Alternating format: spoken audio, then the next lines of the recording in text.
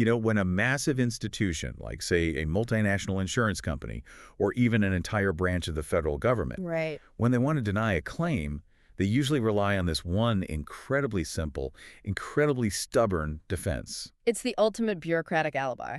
Exactly. They just tell you, you have the wrong place and the wrong people. Yeah, it's essentially a brick wall made of paperwork. Like, if an agency can just definitively argue that the events you're describing didn't happen in the specific geographic location you're claiming. Then they don't even have to look at the rest of your evidence. Exactly. The file just gets closed. Right. It's like if your car wasn't at the intersection, well, the crash didn't happen. If the enemy wasn't in that specific patch of jungle, they couldn't have captured our guys. It's a logic that just shuts the whole conversation down immediately. But what happens when you are suddenly handed the other driver's personal diary? And you open that diary, and it literally says, I was at that exact intersection at that exact time, and here's exactly what I did. Well, suddenly, that ironclad alibi doesn't just crack, it completely shatters. It shatters. Welcome back to our ongoing deep dive into the Baron 52 Enigma. We are so glad you're here with us again. It's great to be back. So, to quickly recap our mission for you. In parts 1 and 2 of this exploration, we dug into the actual physical evidence and the crash dynamics. We established that the 1973 downing of the Baron 52 spy plane was, in fact, highly survivable for the 4 back-end electronic warfare crew members. Right, the physical evidence of the wreckage supported that. Yeah. And we also look at those highly classified NSA intercepts that captured the North Vietnamese, explicitly claiming they held 4 pirates, which, as we discussed, was their standardized code word for captured Americans. But as you know, for 50 years, the United States government, specifically the Defense Intelligence Agency and the DPAA, they've insisted those intercepts couldn't possibly be related to the men of Baron 52. And their primary defense was exactly what we just talked about, that geographic alibi. Right. They argued that the specific enemy unit mentioned in the intercept, the 210th Regiment, simply wasn't anywhere near the crash site. Well, the mission for today's deep dive is basically taking a sledgehammer to that exact alibi. I love that description. We are looking at a groundbreaking, newly uncovered stack of sources. Specifically, we have a May 2026 investigative report. It was compiled by John Baer of AMAG Inc. And what makes this report so fundamentally explosive is that it features brand new, primary Vietnamese source memoirs. Yes. We're talking about accounts from the actual veterans of the North Vietnamese Division 471. And that's the crucial shift here. For the very first time, we aren't relying on American assumptions. We aren't relying on 50-year-old bureaucratic guesswork. Right. We are reading the personal, published accounts of the opposing forces who are operating in that exact spot at that exact time. Okay, let's unpack this, because we really need to understand exactly where we are on the map before we get into the intercepts. Absolutely. So where does this new evidence actually place us? Well, we are in southern Laos. The time frame is late 1972, sliding into the early months of 1973, which is the dry season. Okay. And according to a newly translated 2026 memoir of a North Vietnamese soldier named Hoàng Sĩ Khiêm. And he served in Signal Battalion 446, right? Exactly. So according to his memoir, this specific area was under the absolute control of the PAVN, the People's Army of Vietnam, Division 471. And just reading through his descriptions, you really have to completely reset your mental image of this war. I think a lot of people picture a loose band of guerrillas camping in the mud, moving light and fast. Yeah, that's the Hollywood version. Right. But Division 471 had built this massive subterranean command bunker complex. It was carved deep into the side of a mountain at a place called Phù Trường. Underneath the dark green canopy of an ancient primary forest. Yeah. It was a highly sophisticated permanent fortification. It's wild. They had dedicated duty bunkers for combat communications, transport coordination, medical teams, engineering, all of it connected by deep trenches to a half-sunken briefing room. And that room was specifically designed to withstand anti-personnel bombs, wasn't it? Yes, exactly. And they didn't just build an underground city for the fun of it. Yeah. The memoir goes into these vivid, frankly terrifying details about why they had to live like moles down there. It was survival. It was because of the absolute terror raining down from the sky. Specifically, the American AC-130 gunships. Yeah. The Vietnamese described these things as flying buildings. It's a really fitting description. I mean, they were heavily modified cargo planes. We're talking 30 meters long with 40-meter wingspans. Just massive targets, but absolutely lethal. Completely lethal because they were packed with 20-millimeter and 40-millimeter cannons. and literally a 105mm howitzer just sticking out the side. Wow. But the real threat wasn't just the guns, it was how they hunted. Yeah. These planes had magnetic anomaly detectors, they had infrared thermal sensors. Right, and 4,000 power zoom sights. Exactly. They would just circle the jungle canopy at night, sensing the heat and the metal of the Vietnamese supply convoys right through the trees. Which totally explains the underground bunkers. The Vietnamese high command knew they had a critical vulnerability. Yeah, they referred to this specific area of operations, Division 471's territory in southern Laos, as the stomach of the entire war effort. The stomach. Yes, it was the vital logistical choke point. If the supplies, the weapons, the food, if they don't make it through this one area, the war in the South starves. Wow, okay. And what's fascinating here is how the North Vietnamese responded to that immense pressure from above, because this was the stomach of the war. The Truong Son Command heavily reinforced Division 471. Okay, so they brought in more guns. Exactly. They brought in 3 extra anti-aircraft artillery regiments specifically to protect those supply lines against those AC-130s. And one of those newly deployed regiments was the 210th AAA Regiment. Okay, stop right there. The 210th Regiment. That is the missing link.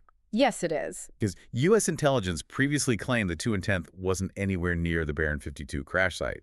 Like, they used that missing unit to dismiss the NSA intercept entirely. They absolutely did. That's like an insurance company denying your claim because they say your car wasn't at the intersection. Yeah. But we now have the other driver's diary saying, I was right there and I hit you. So how solid is this new evidence that they were actually there? It is undeniable, because we don't just have Hoàng Sĩ Khiem's memoir, we also have a 2015 memoir from another veteran named Nguyen Hoang. Okay. These are 2 independent primary Vietnamese accounts. They were published years apart, and they both explicitly place the 210th Anti-Aircraft Regiment squarely inside Division 471's area of responsibility during this exact time frame. Wow. Furthermore, they place them right at Binh Tram 35, which was the primary receiving point for weapons and supplies on a road known as Route 128. Route 128, Binh Tram 35. That is the exact logistical corridor where the Baron 52 plane was shot down. Right there. So the DPA's geographic alibi is just officially dead. I mean, the enemy's own memoirs are saying, we were right there, we have the right unit in the right place, pulling the trigger. The location matches, the units match. But wait, let me play devil's advocate here for a second. Or at least act as the skeptical DPAA bureaucrat. Okay, go for it. So, sure, the 210th is confirmed on the ground. They shoot the plane down. But how in the world does a message about capturing 4 pirates get out of a remote triple canopy jungle in Laos and get intercepted by the NSA just 5.5 hours later? Well, to answer that, we really have to look at the communications network described in these sources. And again, you have to erase that Hollywood image of a lone soldier running through the vines with a bulky, static-filled walkie-talkie. Here's where it gets really interesting. Yeah, the reality detailed in these memoirs is this massive hardwired infrastructure. The Ho Chi Minh Trail had thousands of kilometers of buried and overhead telephone cable. Thousands of kilometers. Yes. The North Vietnamese had laid up to 3 parallel trunk lines in some critical areas just to handle the sheer volume of logistical traffic.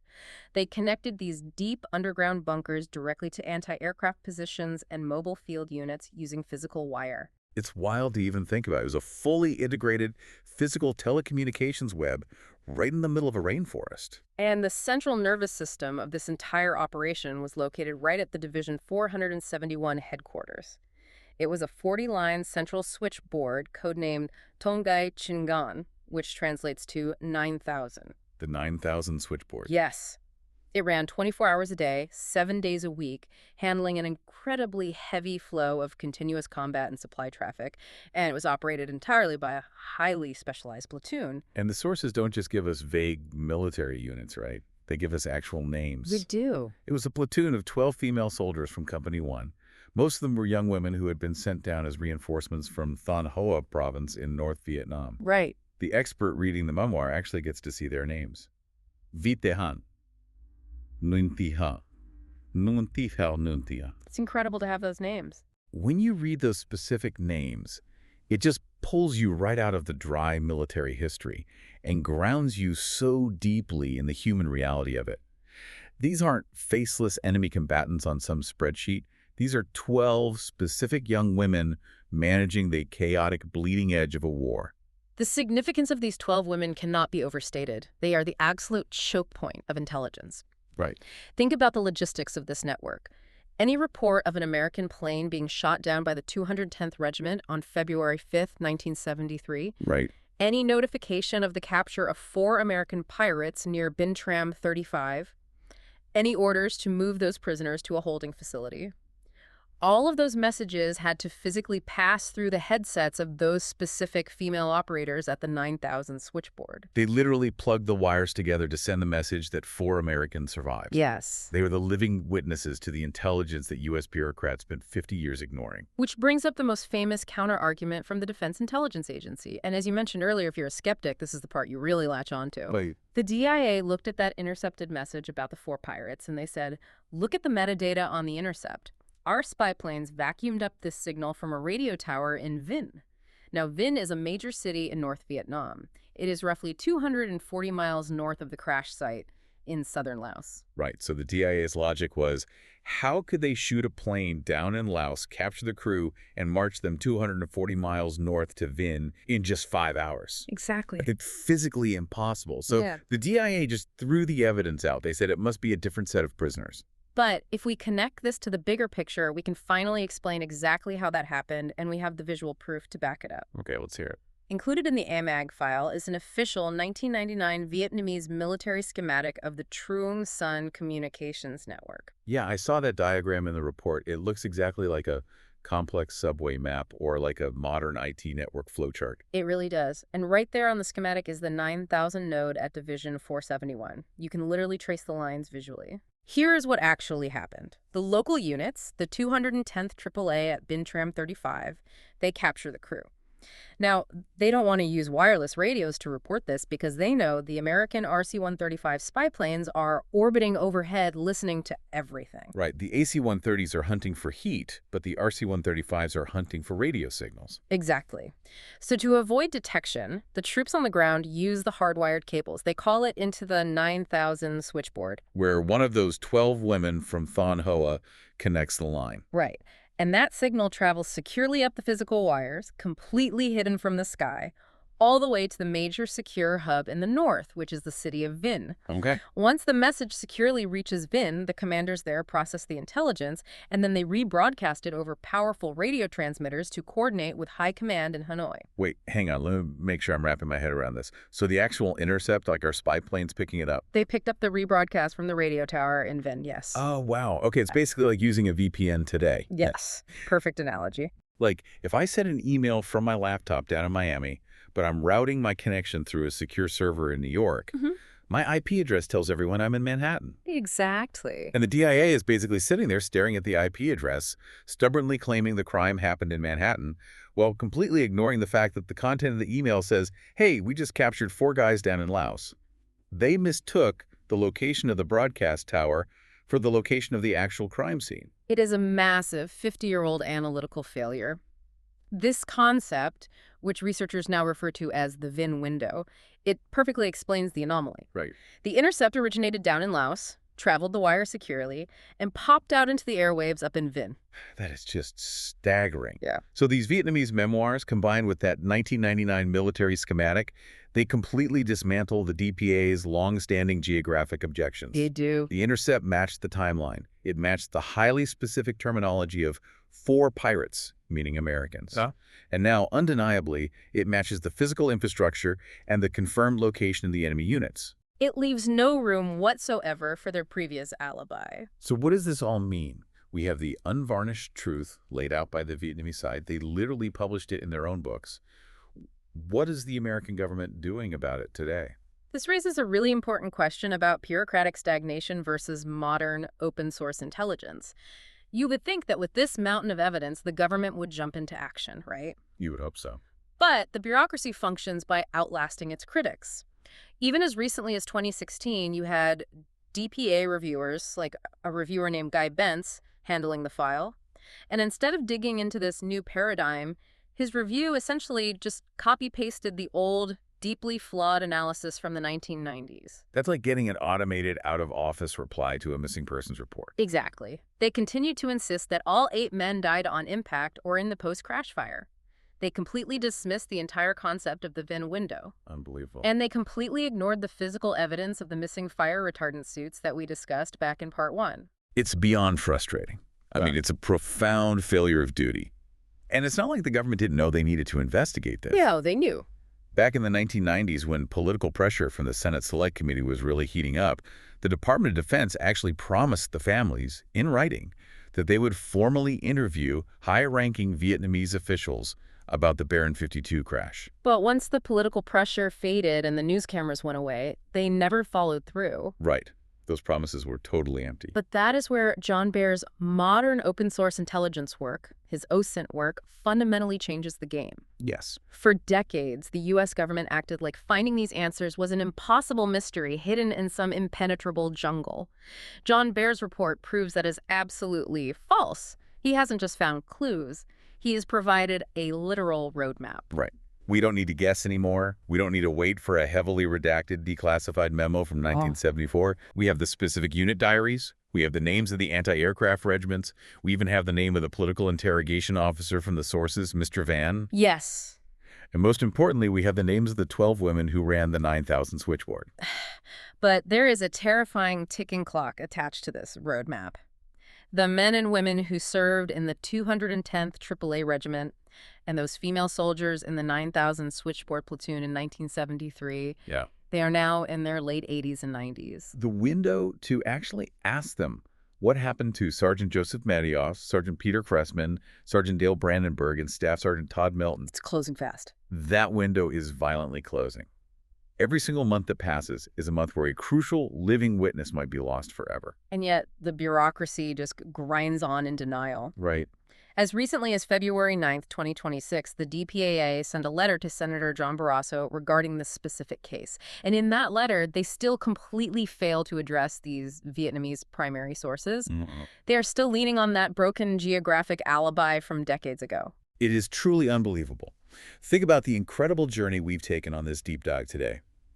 By looking directly at the opposing side's own memoirs, the truth of Baron 52 has finally been dragged out of the classified shadows. And it has. We mapped the literal stomach of the war at Division 471. We met the 12 women of the 9000 switchboard. We decoded the VPN-like routing of the VIN window relay. The evidence of survival, captured in their own words, is overwhelming. It answers every single objection the DPAA ever raised. I want you to really think about the families of these missing men. I want you to imagine being forced to stand in Arlington Cemetery, looking at a shared headstone that covers unidentifiable fragments, and being told by your own government that the book is closed. It's heartbreaking. All while knowing, in your gut, that the actual living truth of what happened to your brother or your son might currently reside in the memories of a dozen female switchboard operators living in Thanh Hoa province today. It is a staggering emotional burden. It really leaves you with a chilling realization. When massive, rigid bureaucracies write the official history of a conflict, they almost always rely on the assumption that no one will ever double-check their math. They assume their alibis will hold forever because the files are just too thick and the geography is just too distant. But what happens to a nation's soul when the most accurate, truthful account of its own missing sons isn't found in a sanitized, officially stamped archive in Washington, D.C., but is instead carefully and proudly preserved in the memoirs of the very soldiers who shot them down? That is the profound reality of Baron 52. The alibi is broken. The other driver's diary is wide open. The only question left is whether our government has the courage to read it and to interview these veterans before time runs out. Thank you so much for joining us on this deep dive. Keep questioning the official narrative, and we will see you next time.